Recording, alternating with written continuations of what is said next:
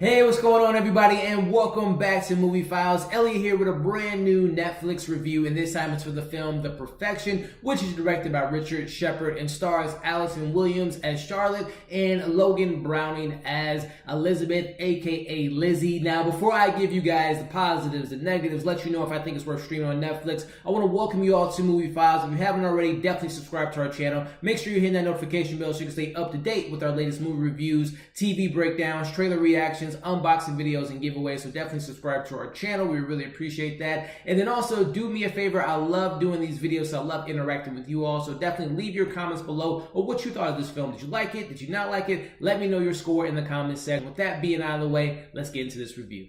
Alright, so I want to give as little away of this story as possible, so definitely a spoiler-free review. I saw the trailer a couple weeks ago. It was like a minute and 20 seconds. Very quick, very interesting trailer. Definitely had me hooked in. I was really excited for this film. But without giving too much away, just giving you a basic synopsis. You have Charlotte, who is this musical prodigy who happens to kind of step out of the spotlight because her mother becomes ill, which then leads the way for Lizzie's character to kind of come into the spotlight. And after many, many years of being away from this musical scene, we have Charlotte that comes back, tries to befriend Lizzie's character, and that's where craziness kind of pursues. So kind of jumping off of that point, get into the positives. The performances from Allison Williams as Charlotte and Logan Browning as Lizzie was just great. I've been following both of their careers very closely. I've been watching Allison since she was in, Girls, and actually her and Richard Shepard actually have a history together because they worked together on Girls. I believe he directed like 10 or 12 episodes, so they definitely know how to pull the best out of each other, and they do this in this film. I love Allison Williams playing these type of roles. Obviously, we know her, or a lot of you might know her from Get Out, which was a beautiful performance. Every time I watch that movie, I just pull something different from her performance, and it's such great to see her in these films. And I love her role in this movie because she can play the dark character, she can play the vulnerable character, she can play this mysterious character. I love her acting chops and her different range that she can bring to different movies, especially in this one. And then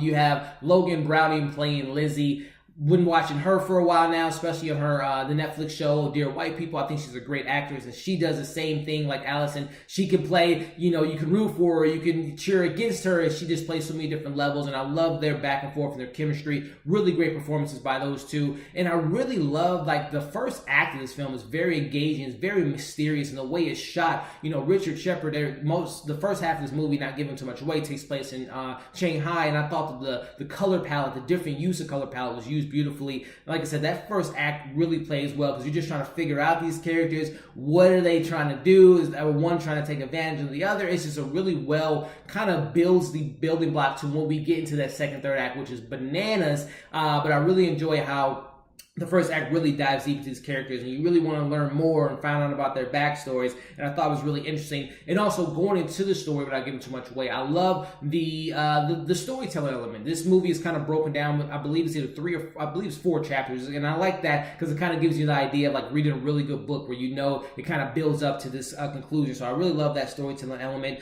and also a really good film that's in a similar vein. I think of Whiplash when I think of this film, but this film is a lot darker and it takes a more sinister and more disturbing turn than Whiplash, but definitely harking to those moments for me with that movie Whiplash. And again, going back to the storytelling elements, it is very distinct. Once we hit a certain point in this film, this is where I think, because I've been reading a couple reviews, I think some people this is a very divisive film in some manners, but once it hits a certain part, that's when I was just like, whoa, this movie is going a different direction. And I actually like that different change of pace because this film definitely has different tones, and I'll talk about that a little bit later. But I love when a film like this kind of, you build this kind of nice and, this kind of, you meet these characters and everything seems to go well, then boom, something happens and it kind of takes a different turn. So I like that switch in pace. But this film is called The Perfection, and it's definitely not a perfect film. Kind of getting into my negatives here. There is a little bit of overacting and some underacting in moments. I can think of it particularly with and Logan Browning, great character. I love her performance, but there wasn't a moment where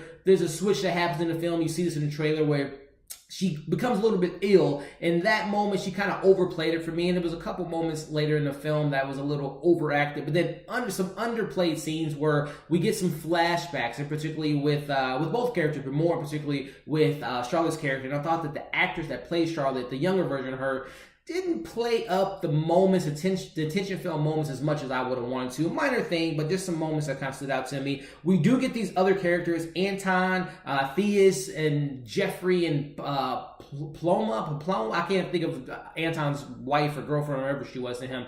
The characters are very one note, very one dimensional, weren't really layered. We didn't really get too much backstory other than Anton. We kind of know his family history, but I would have loved to kind of dive deeper to what their situation was and really what kind of drove them to become who they became and kind of what they were in this film. But I really would have preferred some more background, not only on those characters, but also going back to the lead in Lizzie. I would have loved to have got a little bit more background on her when she was younger and sort of her background, not giving too much away there, but there were some underdeveloped storylines that I would love to dive deeper in. And then not jumping into the specifics of scenes, but there is the perfection scene.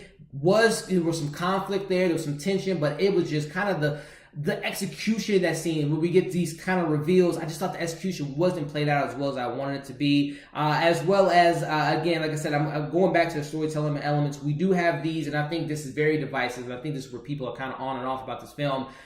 I'm okay with what they do to tell the story, and I'll just say they use flashbacks in a sense that they do it twice in the film where I think it worked, but then it's just really interesting. I'm 50-50 on the way they kind of told their story. Now, I won't go too much deeper into that, but kind of jumping into finishing off my negatives here and then giving you my overall score. This film does have a clash of different genres. We have horror, we have psychological thriller, we have drama, and for the most part, it all weaves together pretty well, but there are some moments where I think some of the elements of those different genres didn't play out as well, and it wasn't as executed as I would have wanted it to be. So kind of finishing off this review here, the film is shot beautifully. I love the different color palettes. I love the performances from Allison and Logan, and I really look forward to seeing them play more, not only in this genre, but spread their wings out in other genres. I really like these two actresses, and I really like them in this film. The first act is really strong. The second act really has some good moments, but I think that third act really, for me, it's just I'm kind of torn right now. I'm definitely going to watch it again, but the third act really didn't stick the landing as much as I wanted to. But all in all, this is an above average Netflix film in my eyes.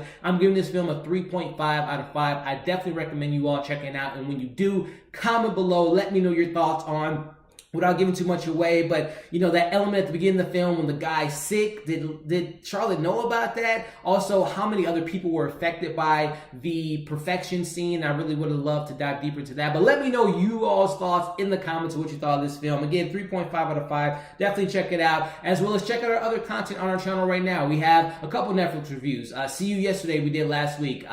Rim of the World, we did that yesterday, so check out those reviews. We got some other reviews on our channel like John Wick 3, and we're going to see Aladdin tonight, so we're going to have a review for you all pretty soon for that. So definitely subscribe to our channel. Hit that notification bell if you haven't already. Follow us on all of our social media accounts, especially on Instagram. We're very active on Instagram. We go live every Thursday on Instagram to talk about movies, TV shows, and everything in between. So definitely follow us there. As always, guys. Oh, and also, too, if you can, I saw the trailer, but if you haven't seen the trailer and you like my review, definitely go into this movie as cold as possible. I'll just leave it at that. Thank you for watching this review. Stay tuned for some more coming pretty soon. We always appreciate you all support. Again, thank you for watching this review. Comment below, and we'll see you on the next movie review.